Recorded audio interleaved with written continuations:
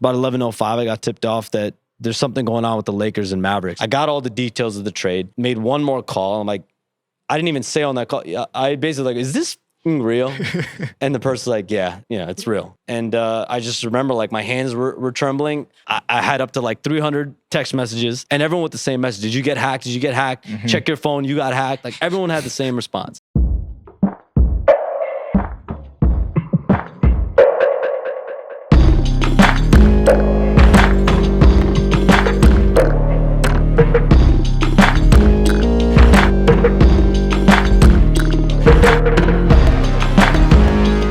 Episode 19 of The Young Man and the Three, presented by our friends at Wondery Media and 342 Productions. We have Mr. Cam Johnson in the building, Mr. Kenny Beecham in the building, and we had a special appearance from Mr. Shams Charania, who sent out 19 tweets during the interview and is now rushed off. Still trying to figure out his screen time. God knows where, but we have a great hour-long conversation we had with him as well, live from the west side of Chicago.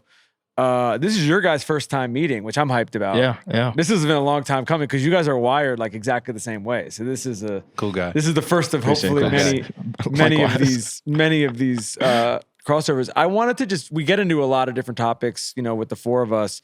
The one thing I wanted to hit sort of real quick before we get to the longer conversation with you, Kenny, just because we were talking about it in the car, is your thoughts on some of this MVP discourse? Because there's been a lot of it, and we got two really good options, and I don't know there's a right answer, so I'm just curious your perspective.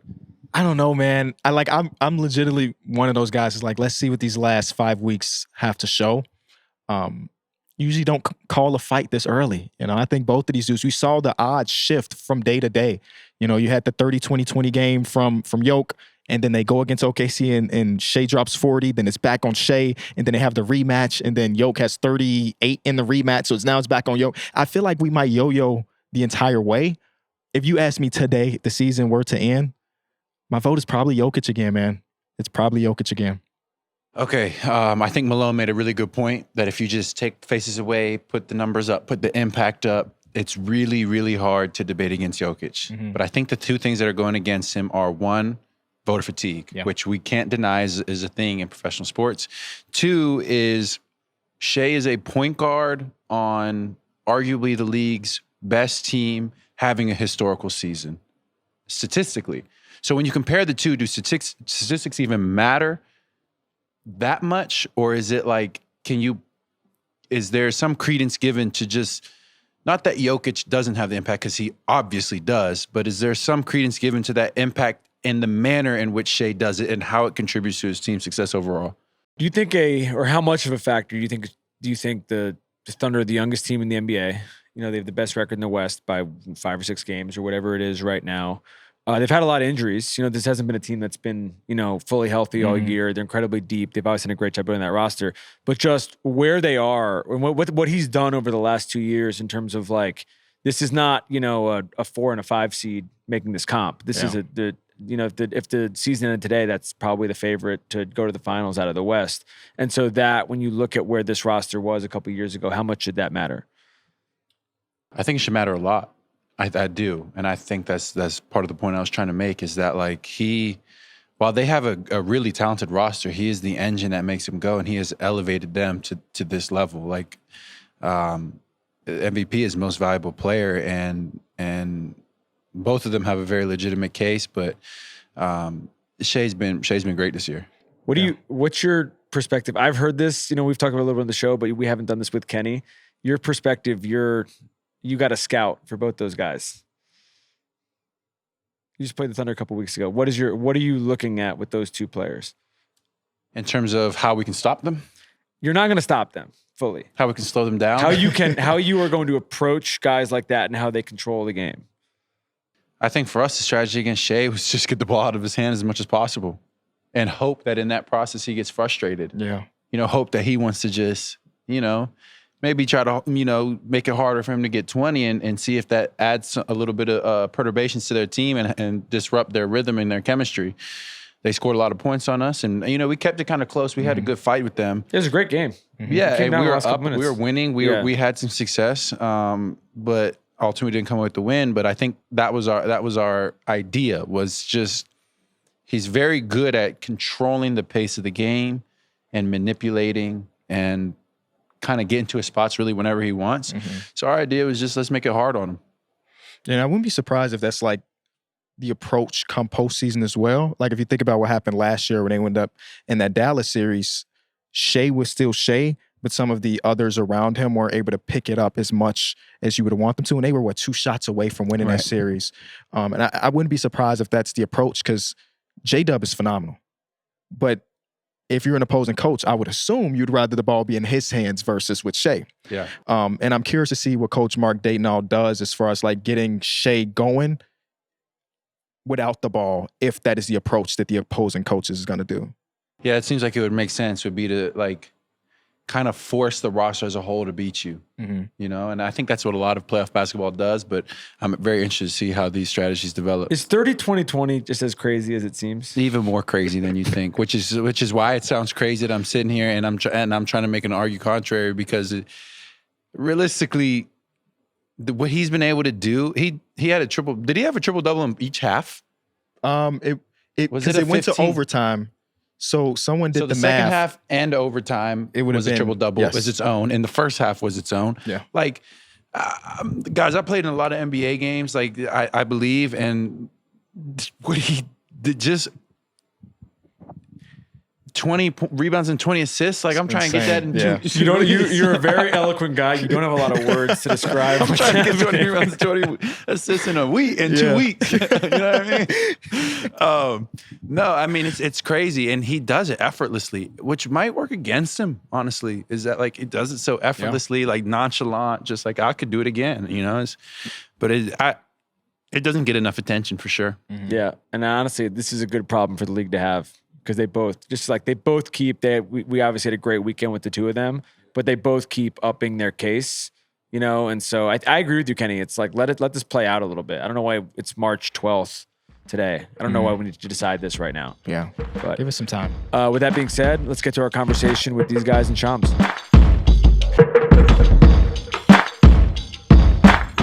We got a crew in the building today. Mr. Shams Charania, Kenny Beecham, Cam Johnson. This is a Live, big time crew right here. big time crew live from Green Street, Chicago. This is Kenny's second time in this building. We're not on the court this time. We had to do this for Cam, man. When Cam's in the city, we need to get everyone together. I love it. I think where I was thinking, we were talking about this in the way over, where I think we should start, you know, because we all know each other, but I'm not sure that, not to speak for him with him, you know, sitting right here, I'm not sure Cam knows the extent of your guys' backgrounds. And I actually think it'd be a good place to start because you two are obviously, you know, you've been crushing the space for a minute. This is not a new phenomenon. Even more so now, we can run through all the accolades later. But you both had very untraditional routes to get here. Yeah. And I think it would be honestly great for him, but then just for both of us, for you even guys to sort of like how you would sum up your journey to even people watching and listening at home, because I really feel like that path is something that a lot of people admire, but I'm not sure everybody knows. You can go first, Shams. All right. Because my story, I don't even know where I start with it, man.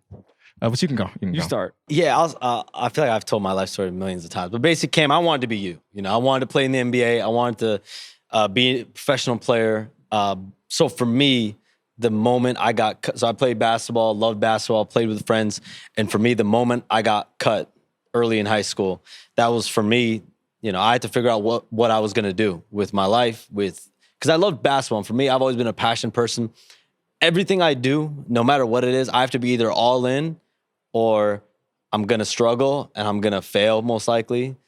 That's just why I probably, you know, I failed a few classes, you know, like I was so sophomore year, I decided this is the path I was going to do. You get cut playing basketball, like I have to go and pursue writing. And that was for me, it was either writing, you know, you could be in the front office, you could be an agent, but something about writing and the transactions and the behind the scenes, you know, where's this coach going? Where's this player going? I used to obsess about, you know, who the Bulls were going to get the trade deadline and like what moves were going to happen. So it's really combining both passions together and figuring out, you know, how to get to this point. And I started writing for the school newspaper, blogs, things like that, sophomore year of high school. And the rest, as they say, is history. So that's kind of my long story short of like what kind of got me to this path when I was 16 years old trying to pursue this. Yeah, my story's similar, but you were braver than I am. I didn't get cut. because I didn't try out for varsity because I just knew I wasn't gonna make it. Played the first couple years, played freshman, played sophomore, or was on the sophomore team. Didn't really play too much, but I love basketball. My mom is 4'11", my dad is 5'7", so I was like, okay, I know I'm not gonna be 6 foot. So what can I do? And I started YouTube. YouTube at this point, this is a face camless gaming spot for me. 2011 is when I uploaded my first YouTube video, and I was. What was that video? It was a Call of Duty video. I went 30-0 in free for all. Okay. And I was like, okay, I'm here for this. You know, watching people like Chris Smoove and X-Jaw, some of the OGs of like them Call of Duty things. And then I started making 2K videos. I love basketball. 2K was the best outlet. And then eventually I had a conversation with my dad, and he was like, you can't be a gamer your entire life. I'm like, okay, you're probably right there. So what can I do? I can still make content and still do this thing I love of basketball. I was like, okay, let's make videos about basketball. And I had a couple big breaks. And then I'm here, man. I don't even know how to explain it different than that. Like, I've been able to work with Turner at House of Highlights, then transition over to Omaha and ESPN, all from my office, man. Like, no college courses. Well, I Just think a my camera. follow-up, and I want your perspective on this, because we talk about this with players all the time, is the relentlessness. Mhm. Because I'm curious if you actually have the number of videos you've uploaded to YouTube at this point. It's over 1,400 now. Yes. I can't keep track of how many things you're doing on a weekly basis. This guy is like Bluetooth and phone. Oh, since we've been, it's been about 30 minutes since he got with us, and I think he's had the headphone in, the phone going. He's walking around, he's pacing. You know, he's pacing. He's locked in. The crazy part is a few times I've gone on the like Sports Center set, or I'll be on NBA Today or NBA Countdown. I'll still have my that's my crazy. AirPod in, and I won't know until after my segment's over. I'm like, man, that was weird. I couldn't hear out of my left ear. So you got your earpiece in on one ear, and then I'm like, oh, I literally was looking on TV. You're like watching ESPN or ABC, and I got like one earpiece on and a headphone in on the other end. But I mean, the relentlessness and the drive and the passion, though, is the biggest thing, right? Like, so for you found your passion early, what you wanted to do. Cam, obviously, you found your passion early. You stuck to it. You obviously were great, and you've overcome a lot, and you've made a career in a way that no one expected, right? Where you went in the draft, Right. The contracts that you've signed, where you're at in your career. So, like, no one expected you to be at this point, which is the same thing for, like, I think someone like Kenny or someone like me, probably Tommy as well. Like, you know, no one expected, and even my family probably didn't expect me to be, you know, doing what I'm doing right now. But, you know, once you as an individual, you find what you want to do and you like hone in on it, I'm the type of person, I put blinders on. I'm all in. When did you feel like in your career you internally, you're always going to have a push, you're always going to have a chip on your shoulder, but when do you feel like there was credibility with your peers? Probably for me was Luol Deng getting traded from the Bulls to the Cavs.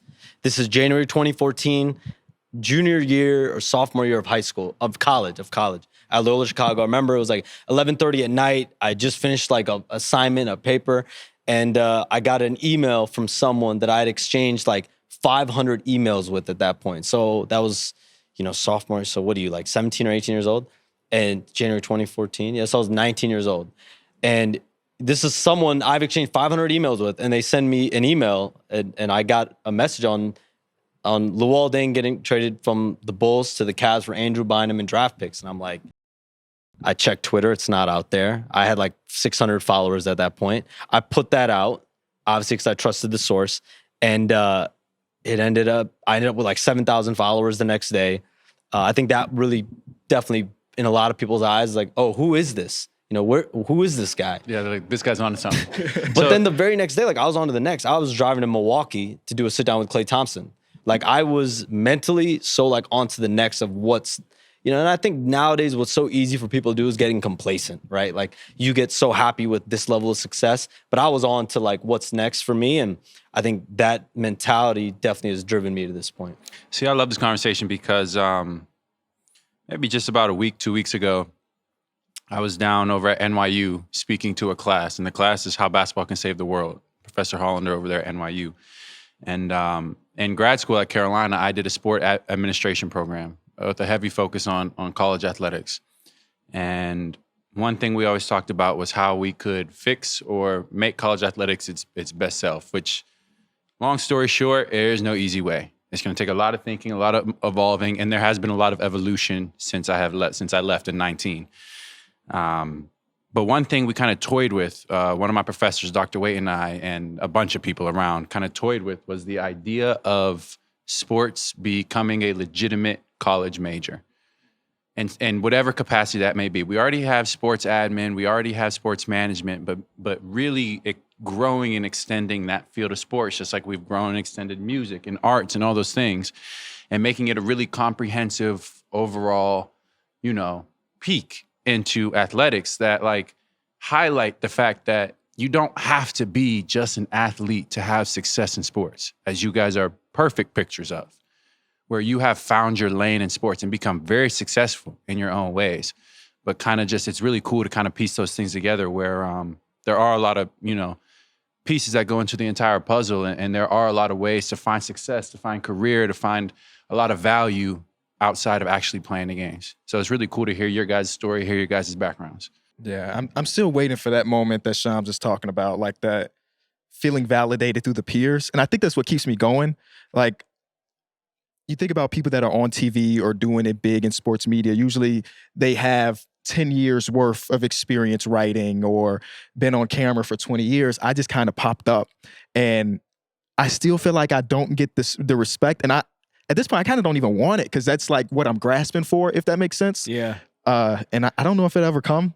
Or maybe I'll never feel it because that's what's going to keep me going. Well, that's the thing. I don't feel like I feel it, though. You know what I mean? Like, I feel like I'm still earning it. And I feel like there are things that come along the way that give you some little credibility. Like, probably when you get on First Take and you're on these shows, House of Highlights and Bleacher Report and everything. So you probably get those levels of validation. And it helps for a second. And then you're like, okay, let's keep going. But then it's on to the next. Like, it's always like, what's next, what's next, what's next? And I think that's what really makes greatness is like, if you just sit in like some level of success that you have or get complacent, you're probably not going to have long-term sustainability. Let's be honest, same exact thing goes for players too. Yeah. You're always trying to take that next step in your career. You're always trying to take that next step in your game. And those who do that become better or the best, and those who don't make it as far. So it's the same thing, all around. It reminds me a little bit when you say that of what like Drewski goes through, what Kai Cenat. I mean, Kai now has kind of crossed over into this thing where he's like, he's going to take over the world and be all of our bosses. But for the most part, it's like these guys didn't go the traditional Hollywood route. Like the gatekeepers, no one like put Kai in some Marvel movie. You know what I mean? Drewski, like, if anything, I know Drewski for a long time. Like, he couldn't get a meeting. We used to joke about it. It would be a thing where it was like, no people who made comedy movies like wanted to meet with him for years, but then you'd walk down the street in Melrose and he would get like mobbed everywhere. Yeah. And what's interesting, I feel like, about these industries now is like, you really don't get, like, Kenny doesn't need anyone. He doesn't need anyone to like bless him. You know what I mean? Or like co-sign him or anything like that. It's like, you can build all of these things through these platforms. And then basically everyone comes back around. And then once they come back around, it's a little bit like, I mean, it's sort of an interesting larger media discussion. It's like, your guy who I like as well, obviously, is Pat McAfee is another good example of this. Like, Pat just built it on his own. Yeah. And when you build it on your own, you basically like, you have ultimate leverage because you're just like, all right, you guys want to like fuck with me. You guys want to like just not listen to me. Like, I'm just going to do it by myself because I know I can do that. Yeah, influencer to mainstream is something that's only been happening for like 10 years now. And people are trying to figure out exactly what that looks like long term. I think the same thing is happening in sports. Like, I look at myself most as a social media sports guy, and now it's transitioning over to mainstream and it's trying to figure out, does this guy or people like him deserve a spot at the table when we talk about these big NBA shows and things like that? And I'm hoping that they say yeah and give me a chance to do it. But if they said no, I couldn't fault them because nobody has been in that position before. Yeah. Like, all of these people are either former players or someone that grinded behind the scenes for a decade plus to even be on for once. So I can understand what people are like, this kid shouldn't be here, but I'm going to try to get there. I have a question for you. Yeah. This has been a big, for better or for worse, there's been a big discussion in the last couple of weeks, really probably the whole year, about like the role of the media. And the role of like the media in the NBA in particular. As a player, I'm curious your perspective on this discussion. So, bottom line, I think of all of it, role of media in our league is that our league is big business. Professional sports leagues are big business. And at the core of that is we are entertainment. Now, our job as players is to have the product on the court. We play, we do all that. But the sports media, the personalities are the bridge between us or the supposed bridge between us as players to the fans, where maybe you do have former players or people who have grinded or people that have the audience of of sports listeners and are able to convey what goes on behind the scenes and give analysis and all that, which leads into like their job is they can't be fully down on us because then it damages the product, but they can't just only say positive things and not really get into the nitty gritty because then it just doesn't seem genuine, doesn't seem real. And I think where we are as a league is like you hear a lot of maybe criticisms of what's been going on, criticisms of the All-Star game, criticisms of too many three-pointers or whatever you may think is wrong with the NBA right now. And my view as a player on these things is, or I guess what I'd like to see in a perfect world is obviously these criticisms only exist, I think, because we want our league to be as good as possible. We want it to be the best product we can put out as possible. So I think everything comes from a good place. But I just want that to be balanced with the fact that like there is a lot of pride in what everybody who's contributed to this product along the way has gotten us to this point where, you know, you could have a criticism about super teams, you could have a criticism about tanking teams, but at the end of the day, I think as a league, there's a lot of competition right now. There's a lot of balanced competition. You got superstars on decent teams, on fringe playoff teams, on top teams. And I think when we get to the playoffs, anything can kind of go, which some people might like, some people might not. Some people might have loved the Cavaliers-Warriors saga that we had in the 2010s. Some people might like the fact that, or dislike the fact that Denver and Miami met in the playoffs in kind of a seemingly like, you know, people are down in that series. Like it wasn't like these teams didn't deserve to be there. So I just like to see that balance of like that communication because their tone matters. Like they kind of set the tone for how fans perceive the league. And so I would just like be cognizant of that, you know? And obviously we all want our league to be in the best place possible. We all want success around the board, you know, promote it, grow the game globally, grow the game within the States, but just balance that with like, you know, it don't got to be doomsday every 5 minutes. Yeah. What do you think? I agree with that. I feel like we do get more doomsday conversations when I always say that I feel like the league right now is as diverse as it's ever really been. And I usually tackle it from that standpoint when I talk about it. Obviously, like you mentioned, criticism is warranted and we have to balance it. But I'm always been so much in love with the game that even years where, you know, like the dead ball era, I was 7 years old, but damn it, I love that. And even now with the space and pace and all the way things are playing, I'm always going to be team like, let's talk about all the great things that are happening opposed to like, I guess, lack of a better term, shitting on the product or the teams and the players associated with it. Exactly. Yeah, I mean, obviously I have a different lens in the news space. That's where my main focus is. But I think, you know, a lot of it is also like balancing, like you said, Cam, it's like, you know, there's going to be criticism of the All-Star game, right? And like how All-Star weekend goes. And I mean, Adam Silver himself was like very, very public about how last year's All-Star game went. And this year, you know, there's a lot of fallout from that. So I think it's kind of like what Kenny says, like how do you balance being positive about the game and really highlighting like the teams like Cleveland, Oklahoma City, like you look at resurgences like Jamal Murray in Denver, like he's been playing a lot better the last month or so. And obviously Denver's coming on strong here. You know, obviously there's a lot of storylines. You think about everything. I feel like everything LeBron, Steph Curry, and Kevin Durant do, just because they're kind of the old new guard. They're the ones that are kind of gatekeeping all of that as far as they're probably the three biggest faces in the league, right? Like Tommy, you would say. Yeah. And so, you know, it's like, how do you figure out the best coverage lanes, I'm sure, in terms of spotlighting that versus the newer guard? I mean, you think about Anthony Edwards, you think about, you know, Jalen Brunson or Karl Anthony Towns, you think about Luka Doncic, you think about Giannis. Like, how do you balance all that from a coverage standpoint, or Donovan Mitchell or whoever, Shai, obviously. So I think it's an interesting balance that goes on every day. On a broad level, I mean, they got in from Cleveland last night. You know, the Cavs won 15 in a row now twice this year. I think that hasn't happened since like 2007 or something like that. That's an amazing team. You know, that's an amazing story. There's like individual amazing stories on that team, like, you know, Mobley and Ty Jerome and things like that. Mind you, I do think they've gotten a lot of pub all year, though. You think so? Like, especially the last month or so. I think so. I know we've been talking about it a lot. Is it a pub or is it how people are reacting to the pub is the question. You know what I mean? Like, are people like, are we putting stuff out about the Cavs and maybe it doesn't gain as much traction as you would a generic random Lakers stat?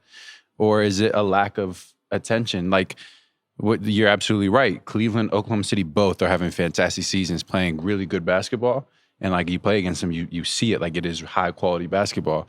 If those teams are in LA, what are the media lines? What are the storylines? Are they showcased more? I think those are the questions. And is it an issue if the number one seed in the West and the number one seed in the East are in Oklahoma City, Oklahoma, and Cleveland, Ohio? Is that an issue? Do you think? I don't believe so. I mean, honestly, based on the way the sport is, I think every time you're going to lead your show or your coverage with the Lakers or with the Knicks or the bigger market war, the teams that we're aware of, I adore the fact that we got the smaller market teams. I think it just makes the league better. Like, I remember a time when I was younger where it just felt like it was going to be one of these tempo cities to be competitive every single time, unless it was Bron in town and then Bron taking any team. So now that we have OKC and we have the two teams that are at the top are smaller marks. I know Cleveland is towards the top, but still like a smaller in comparison to like a LA or a Chicago or New York. Yeah. I think that's great for the game because I remember before this season, there was so many question marks about Donovan Mitchell. He's not going to resign here. He wants to go play for the Knicks, a big market team. And then he signs his contract. New coaching staff too, Yes. after being a top 5 seed.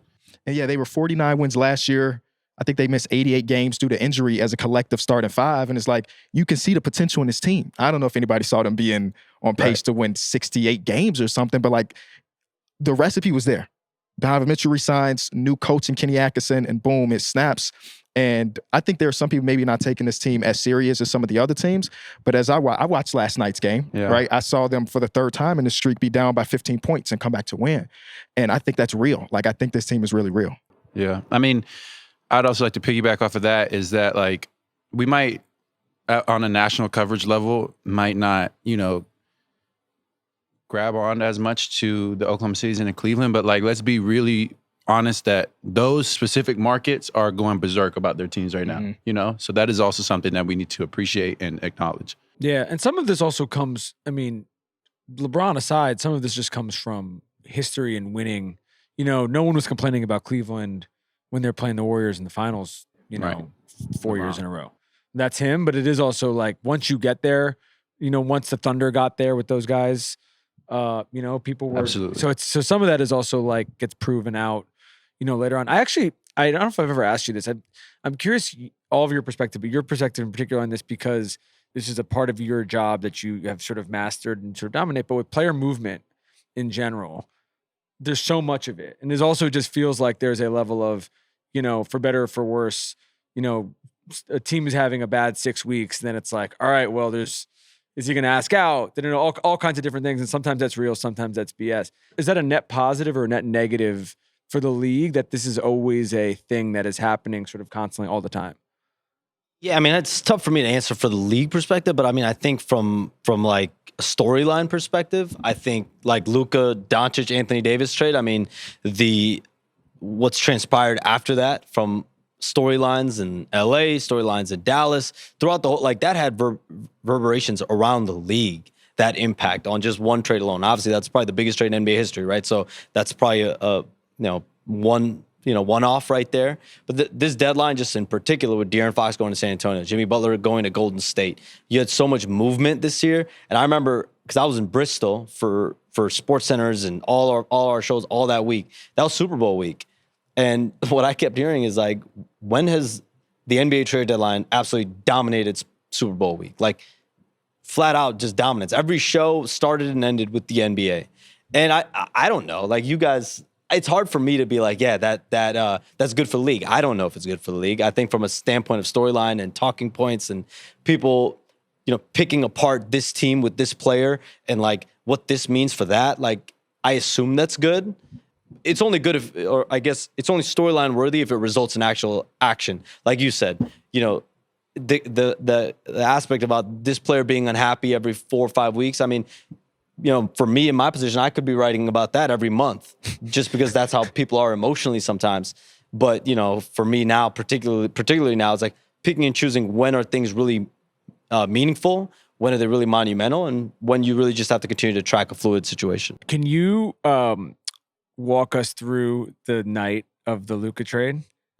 Just a TikTok of it. And then I want to hear what you guys were doing, but can you walk us through your TikTok of it first? Yeah, so it was Saturday night right after the Knicks-Lakers game in New York. And the Lakers won, big win for the Lakers.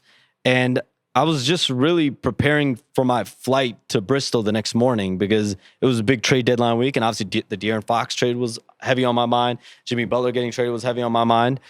And I was just preparing and getting myself ready for this flight in the morning. And it was about 11:05 when I got, this is what I call in my space a tip. You get a tip, you get tipped off on something. About 11:05, I got tipped off that there's something going on with the Lakers and Mavericks. And what's funny is a few days prior, Wednesday, I had heard that the Lakers and Mavs were talking about a trade, about a specific player. That player was not involved in the ultimate deal. It was clearly a great smokescreen, but I heard that there was conversations about a player. And so I dug on it. It was like, no, there's nothing going on there. I'm like, all right, it's probably just, going into the trade deadline for me, what I don't like to track is dead ends and waste of time. Waste of time. Yeah, I don't want to waste my time. I want to just track the things that I really have to put my mind to. So I felt like that was a dead end. I got told there's nothing going on. Cool, I move on. So that's where my mind went to. I'm like, oh, this is probably what this is. So you hear about one player. Obviously, it wasn't Luka or AD. You hear about this player getting traded here.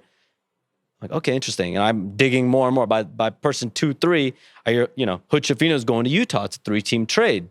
Markieff Morris going to the Lakers too, and Maxi Kleber. And I'm like, I'm picking all these pieces apart, and I'm like, what's the trade? Like, what is going on here? And by the time I got to the 4th and 5th person, I got all the details of the trade.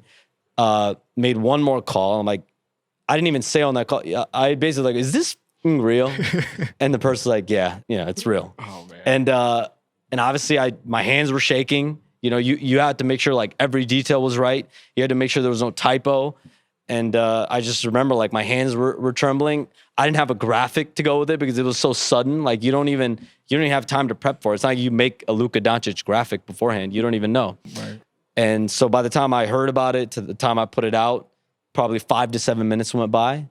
5 confirmed sources on it, and then after that, my phone was a mess. I had up to like 300 text messages. I was gonna say, who'd you answer?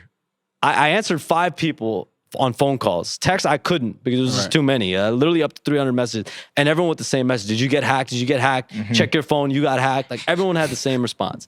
Like people were like, "Are you okay?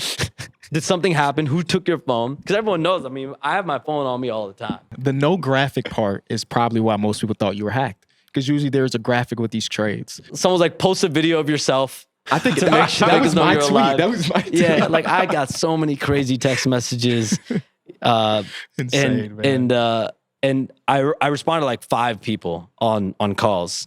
One was a SportsCenter late night producer, Tom DeCourty, because I know he called me like 3 times. And I saw his third one because it was like back to back calls. By the third call, I'm like, oh shit, I should probably pick up his call because he's probably wondering, is this real for us to talk about on air? So I picked up his call. Pat McAfee's another guy. He hit me up a couple of times. I responded to him. I had to take his call on my Mac because my phone literally was like hot.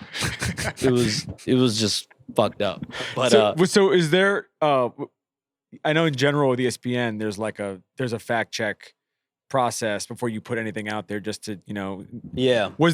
Did the fact checkers, were they like, are you like with something like this? And I want to get your guys' perspective about where you were, but like with something like this, it's so crazy that it comes so out of nowhere that it almost feels like a thing that like even an objective fact checker is kind of like. I think people even to that point, like internally, were like, what? But yeah, I mean, the right people that needed to know that it was verified knew it was verified. But I mean, I'm sure they were still like, wow, it's epic. Yeah.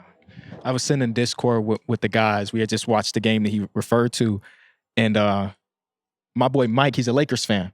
And I think he's streaming on Twitch. Like he's playing some horror game. And people in this chat are saying like, check Twitter, check Twitter, check Twitter. And my phone's across the room on the charger. So we checked Twitter. And again, we all thought he was hacked. We all thought he was hacked because the graphic is usually the thing. You see the breaking news, De'Aaron Fox trade, and then it's a graphic with it. This one didn't have a graphic. Okay, he's probably hacked. It happens. I just got hacked like 2 weeks before that, and I know the process is crazy. He's probably hacked. No big deal. Let's keep doing what we're doing. And then somebody said, check Instagram. Now, Instagram, you had the picture up. And maybe it was SportsCenter that had an Instagram picture up. We're like, oh, this is like the real deal. But I'm still spamming your Twitter account like, I need you visually to say Luka Doncic got traded. To me, it's like I said, yes, this is real. Like I was trying to like, but even a hacker could say, yes, this is real. I know it's true. Well, it is funny though because you've never said that about any. You've never had any other. Like, I don't think I ever will have to. I think Yeah. that's going to be a standalone for a while. Where were you?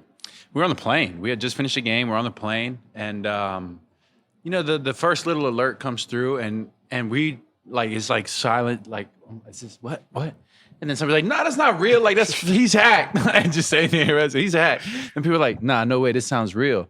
So like we keep people going to Twitter to check different sources, to check this, to check that, and it was just like a definite moment of disbelief where you're just like, "Huh?" Yeah. Like, and we had no clue. Like, who would have even thought this was on the table? Like, you could dream up 1,000 scenarios. Luka for AD would not have been on that in terms of the trade deadline.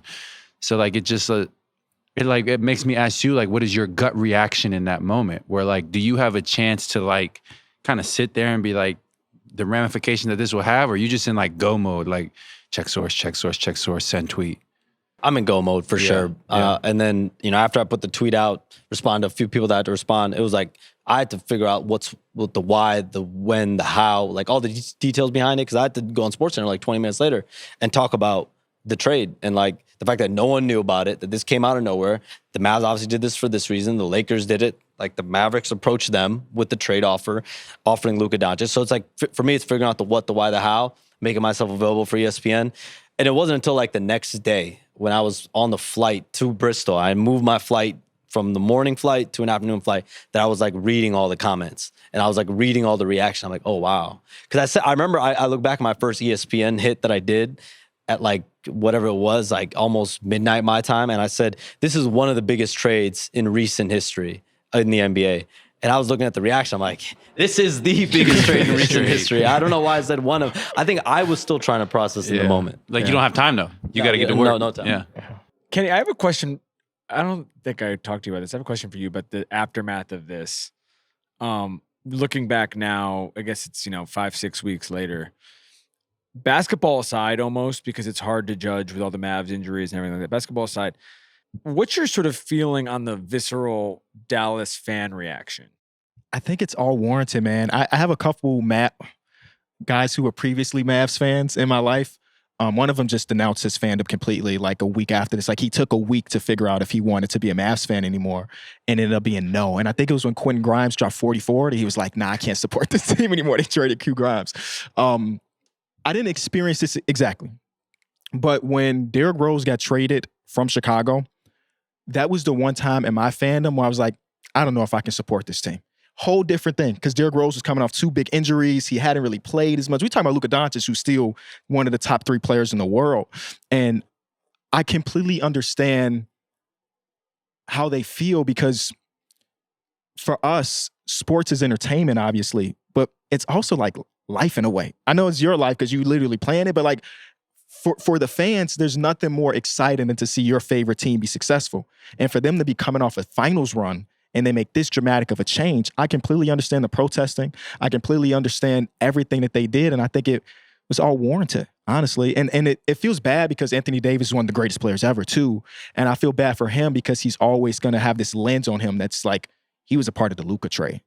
And I don't think he'll ever be really appreciated by the Mavs fans for that reason alone, just because he's so closely attached to Luka, who is, I mean, in his 7 years, we can say he's the second best Maverick of all time, only behind Dirk. So I feel bad for AD, but I understand all of the fandom, man. I really do. What do you think? One, I think it highlights from a bird's eye view a huge part of the NBA, where that how many leagues could players being traded make that many people denounce their fandom to a team. You know what I mean? Or to have that visceral, that type of reaction. I don't blame them. I having played there in the playoffs, having kind of, you know, they had just been to the finals, and it just seems so random. Your team is in a fine place. Like it's like you can poise yourself to make a trip back, and you saw a great playoff. So it leaves them asking a lot of whys, and maybe these are whys that we'll never understand. You know, we'll maybe never understand what went through management's head to make that trade. Maybe there's stuff behind the scenes that is not for us to know, but the fans they're not going to care about that. Like, they lost somebody that was really important. So I get it. Like, I can't blame them at all. And I completely agree with you, Kenny. It's just like AD don't deserve that. He's going, and he's always going to be compared, and he's never going to be fully appreciated in Dallas for that reason. And you know, it's going to be on him to kind of perform beyond that. And, you know, with Kyrie going down, it just kind of adds just fuel to the fire. And, you know, you feel for them as a fan base, but it's also just part of the league where this crazy stuff happens. And honestly, it is entertaining. Anthony Davis is one of the best players in the world. Like, I think like that's the crazy part. He's an all NBA player, all defensive player. He's you know, on any given night, arguably the best player on the floor, the best player on the floor. There's been stretches over the last several Lakers seasons where 2-3 weeks of the NBA season, he's the best player in the league. And that's why it's like sometimes, you know, from a fan perspective, I saw the day after the reaction, but then from a basketball perspective, you know, you could somewhat understand it, right? Like, you have a big, you defense and things like that. But again, the Dallas fans, you get attached. Like, Luka's bigger than just basketball, right? He's clearly, throughout all this, people have seen, like, this was a global story, like the magnitude of it. But I mean, clearly for Dallas now, they're going to be judged off the next 3 playoff runs, right?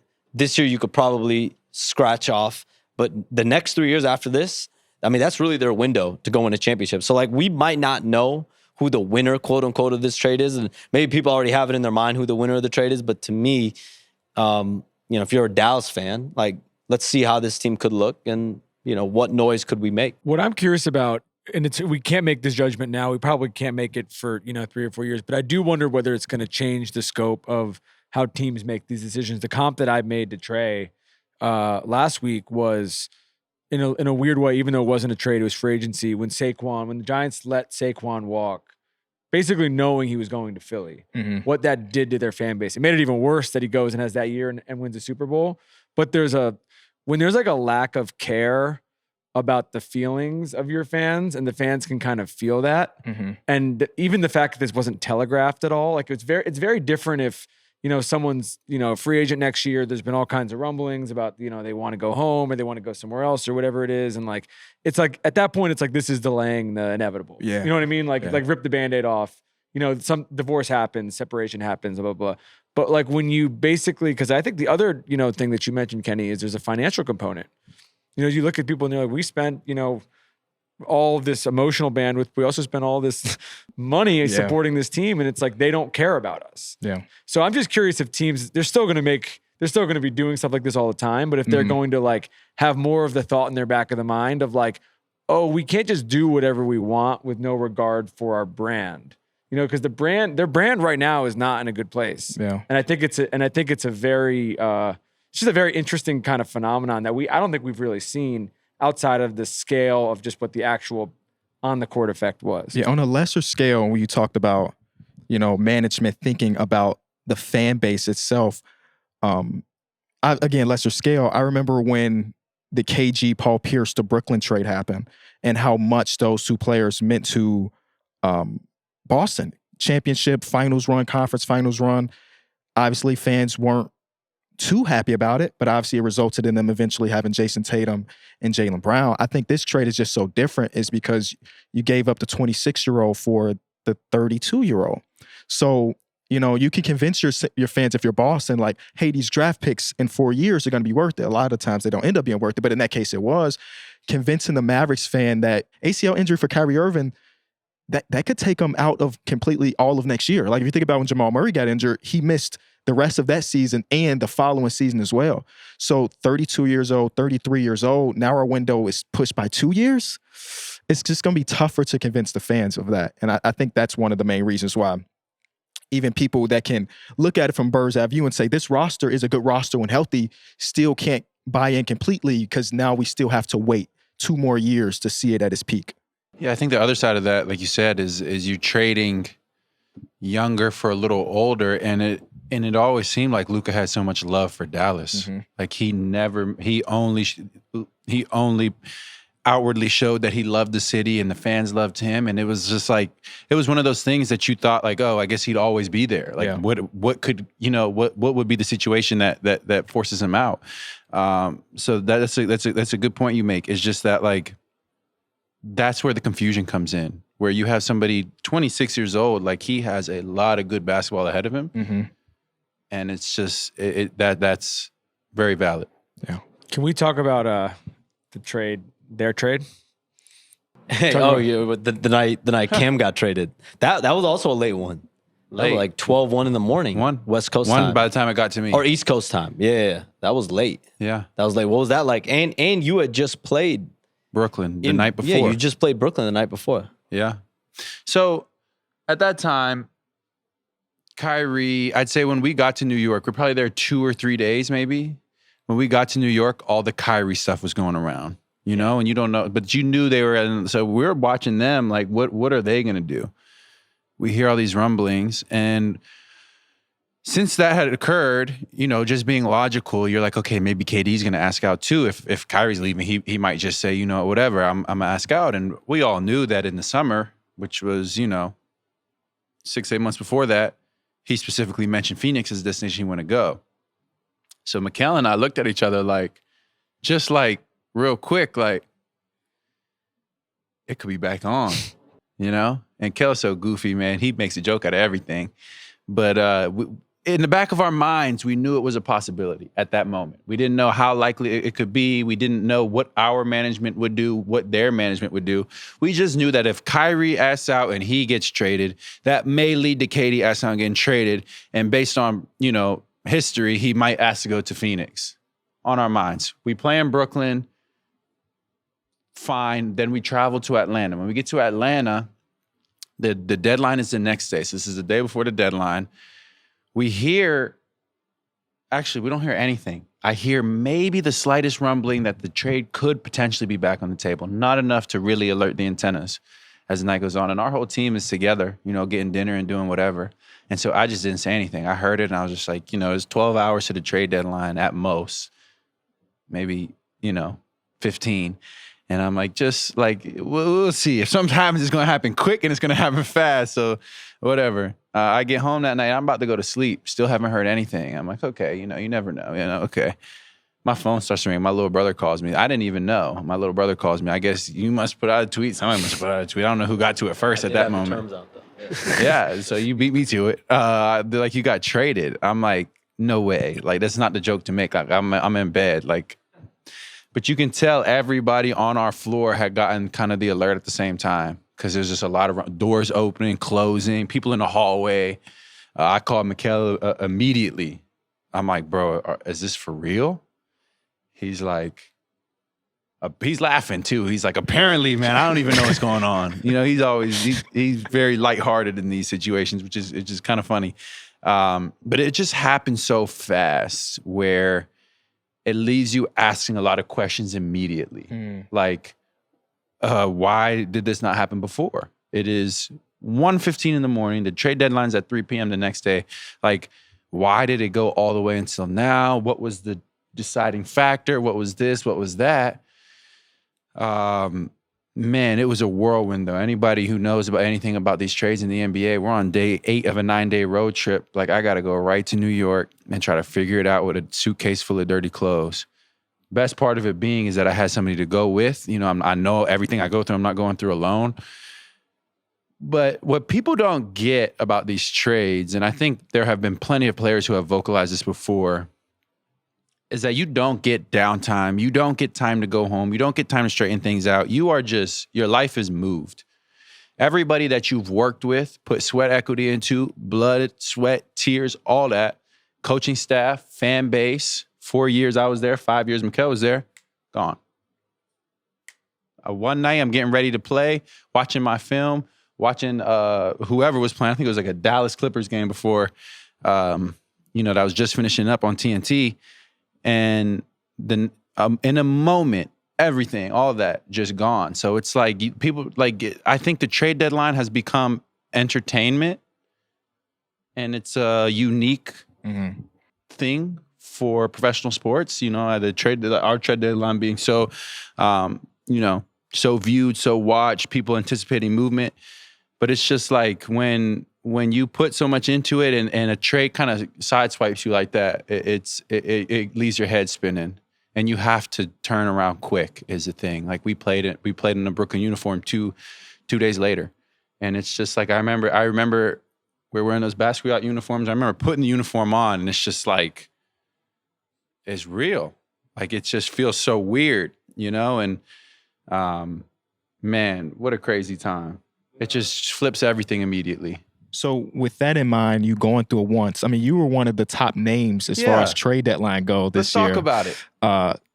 How was your mindset going into the last day of trade deadline season, knowing that there's a world where you might get shipped out to somewhere else? Well, the last day I'd say was no different than the 100, 200 before that. I'd say as soon as Mikal got traded to the Knicks, I was on high alert. Right. Every time my phone rang and my agent could have called me and said like, "Hey, how's your workouts going?" And my phone's ringing. This is the trade, isn't it? This is the trade, isn't it? And all the way back to the draft. Yeah. And I hear from this team, I hear from that team. And I started to hear so much different intel from, okay, it could end up here, it could end up there, that it just detached me from the whole thing. Yeah. Like I would like to say like emotionally detached, where I don't know what's going to happen. And there's so many different outcomes that like, I'm just grabbing my popcorn and watching just like everybody else. Right. But in the meantime, it's just like, I'm going to compete. I'm going to put everything I can into Brooklyn because I am still there. And man, when that trade deadline was winding down, it was like the most anticlimactic thing. Yeah. It was just like, I'm not hearing anything and nothing's happening. And so I took a nap. 3 p.m. passed, still didn't hear anything, and it's just like I'm still It is there. Funny. We were doing an episode that night with Duncan, right? With Duncan. Yeah, I remember that. And I didn't really think Duncan was going to get traded, but I just didn't know because this has been an ongoing saga, and it's like who knows? It's like with all this stuff, it's like it's great until it isn't, and it could happen in 30 seconds. And so even Duncan was like, "You sure we're like doing this tonight?" And I was basically just like, show up at 6 o'clock and he's going to call you or I'm going to call you if we're not. Yeah. And if you don't hear from us, it's happening. And then we basically just showed up and there was no, it's like I said, and there was it's like a polar opposite where there is no noise in Phoenix until the very last moment. And then everything flips. And then this whole experience from June until the deadline was like all nothing but noise, nothing but you can go there, you're going to go there. You're like basically the world telling you like you're going to get traded. Yeah. It's just a matter of when and where by the deadline. And everybody's saying you're going to get traded, you're going to get traded, you're going to get traded, and then nothing happens. When you're analyzing this stuff in real time, but then even with some perspective, like I was going to say with this Phoenix situation, like that whole team is gone. Outside of Book, they're all gone. Like it's a whole different team than the team that went to the finals. So when you're looking at these things just for your shows, for whatever you're doing, and you're looking about them in retrospect, do you feel like you're trying to take a long lens from an analysis standpoint right away, or you kind of just like let the thing play out and see how it flies? So I have a couple different avenues that I go down. Like one of my channels is like an instant reaction thing. The Luka trade happens. I mean, I fired up my camera before we knew all the details, even before we knew it was real. I'm like, I got to get to work. And then I put that out. And then 2 days later is usually when I shoot the podcast. I'm like, okay, now let's take it from a different perspective. Here's why this team could have done that. This team could have done that. Here's how might work. Here's how this is going to work. I like doing it that way because I truly do believe that there are people online that literally just want to hear other people talk about crazy stuff that's happening in the league. And if I would have waited a day or two, I feel like I would have just shrunk the audience because everybody else was talking. Like that video, it's a full 15-minute video. It's at like 1.3 million views. And it happened in like a 24-hour span mostly. And then the follow-up to that, like, hey, okay, let's really talk about the Luka trade. That video didn't do as good as 1.3 whatever million, but it also did very well as well. I mean, I can't tell you how many trades I saw with you in it leading up to the deadline, or made videos about trades with you in it. Fun fact, I think I had a good feeling Cam wasn't going to be traded. Really? Why you say that?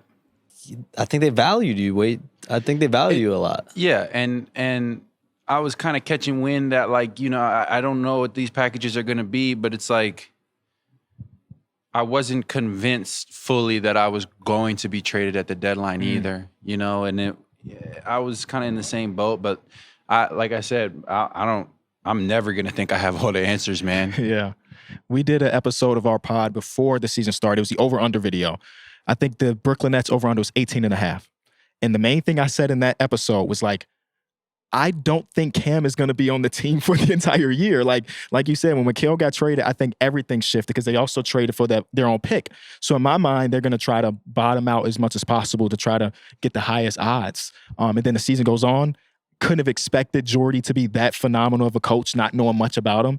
And here y'all are with you still on the roster and competing every single night. It's really been a cool ass story, honestly. Because, like, I watched you guys play, like, when you guys just threw the kitchen sink at Shai like a few weeks ago. Yeah. And I'm watching, like, nobody's really defended Shai like this. And since then, we've seen a couple other coaches do something similar.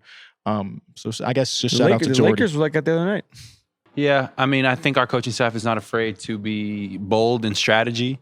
And, you know, I think we as a team, we're a little younger. So we just, you know, we try to buy into that and execute those things. But like you said, man, it's unpredictable. Yes, we were predicted low. We've had some trades throughout the year, but it teaches you so much about the business of the league and about the game. And, you know, I think the silver lining of it all for me is the learning experience. Learning under this coaching staff, going through things that I never really expected to go through in my NBA career, and being in positions that are a little bit different than ones I've been in the past. Like, bro, there's so much learning experience that I can gain from this season to this point, and hopefully from the rest, that, like, no matter what, man, I've enjoyed the process, because that's what it is at the end of the day. I've really enjoyed the process. Kenny, what are your favorite stories around the league right now? The Cavs are number one for sure. I was bullish on them, but I didn't think they were going to be this great. The Detroit Pistons as a whole, for them to lose 27 in a row and now be not a play-in team right now, like they're going to have a real playoff series regardless, is that one. I mean, the Lakers surgeons, I'm not a Lakers guy, but damn, they've been fun to watch. It's unfortunate that Bron is going to be out for a few weeks. Those are probably my top ones. And the last 2 weeks, the Bulls have been fun. So I'll take that one too. All right, we got to wrap. Everyone here's got a crazy schedule. I think before we close, I think it would just be good for us to go around and talk about one thing we're all looking forward to for the next 6 weeks. I think as far as standings go in the Western Conference, it's still a bloodbath. So trying to figure out exactly who are going to be the play-in teams and who matches up against OKC, since it seems like people, by reports, are not really afraid of them in a 7-game series. I think that's one of the most exciting things, is like who's going to be a play-in team, who's going to retain that 6th seed out west, and who's going to be hosting the 4-5 matchup. What do you think? I think the role the play-in tournament plays, like, there's going to be teams that get bounced early that, you know, obviously, especially in the Western Conference, like the Minnesotas, and we'll see if Phoenix can even make it, and all the pressures that exist there. And injuries always play a big part in playoffs and all this. You guys so, have like, a sleeper? You have a Miami from 2 years ago? Nah, I don't think so. I think it is open though, but Cleveland's played so well, they're not even a sleeper, you know, like they're you need, I mean, Detroit maybe. Yeah. You need a team that.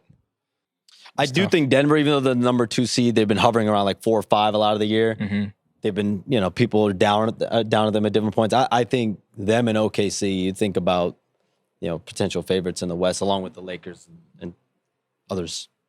I've been liking Minnesota recently. I don't know if I'll pick them to go on a run like last year, but I think Julius Randle, since he's come back from his injury, has really fit like a glove, and I don't think that was the case earlier in the year. Is Golden State legit? Yeah, I'd say so. With Jimmy? Like, I think with Jimmy, the dimension he adds, and knowing his playoff acumen, and then how much you can tell already that it's kind of unlocked, made the game a little easier on Curry.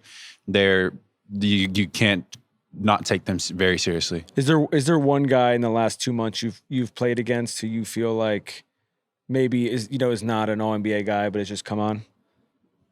Not necessarily. Not off the top of my head. I think, in my opinion, how Cleveland's been able to balance their big, like their roster, like it's unique to today's NBA, playing two bigs, but they've really been able to make it work. So like, I think Mobley's kind of the key piece. His ability to guard on the perimeter, his ability to protect the paint, his ability to knock down shots is going to be pivotal to Cleveland's playoff success. I think it's a good way to close it out.